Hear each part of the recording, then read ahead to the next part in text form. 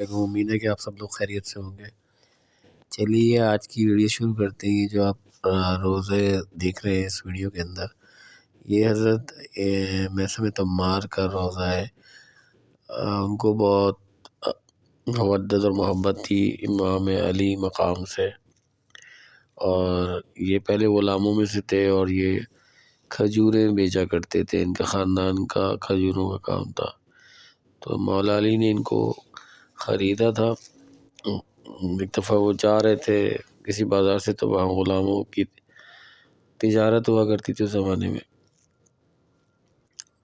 پھر بعد میں امام علی نے ان کو بہت سارے علم سکھائے، قرآنی کے علم، حدیث سے متعلق، اور یہ امام علی کے بہت اچھے دوستوں میں پھر بعد میں جا کے شمار ہوئے۔ میثم تمار کا روزہ جو ہے وہ کوفہ مسجد کے جسٹ اپوزٹ ہے۔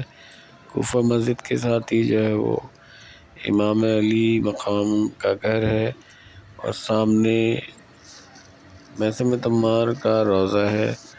کیونکہ وہ بہت قریبی تھے حضرت علی سے، تو حضرت علی کے فضائل بیان کرتے تھے۔ یہ ان کا مرکز ہے۔ جب آپ جاتے ہیں اپوزٹ کچھ فاصلے پہ جا کے، 5-10 منٹ کے فاصلے پہ جا کے، مسجد کوفہ وہ جگہ ہے جہاں امام علی کو ضربت لگی تھی، بہت ایسا ان کی شہادت ہو گئی تھی۔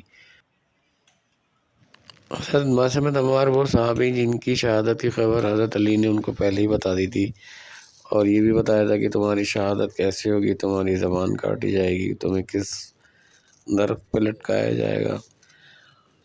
اس وقت کے حکمران ابو عبداللہ کو یہ بات ناگوار گزرتی تھی کہ وہ حضرت علی کے فضائل بیان کرے، تو اس کی پاداش میں ان کو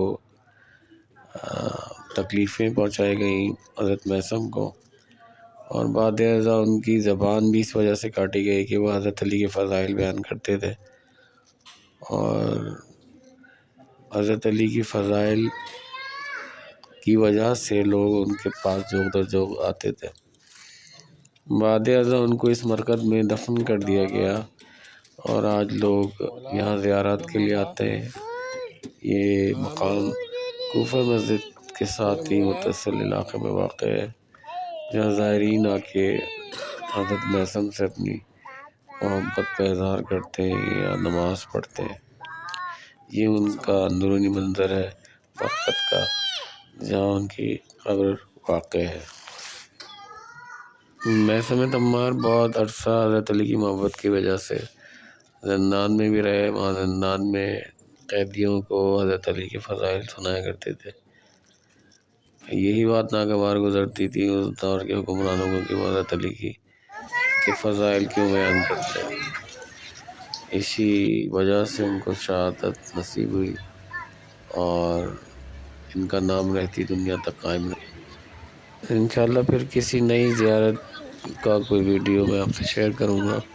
اگر آپ کو میری ویڈیوز اچھی لگتی ہیں تو سپورٹ کیجیے، اور تاکہ میں اسی طرح کی اور ویڈیوز بناتا رہوں، اور آپ کو اہل بیت اطہار اور کربلا عراق ایران سے متعلق معلوماتی ویڈیو فراہم کرتا رہوں۔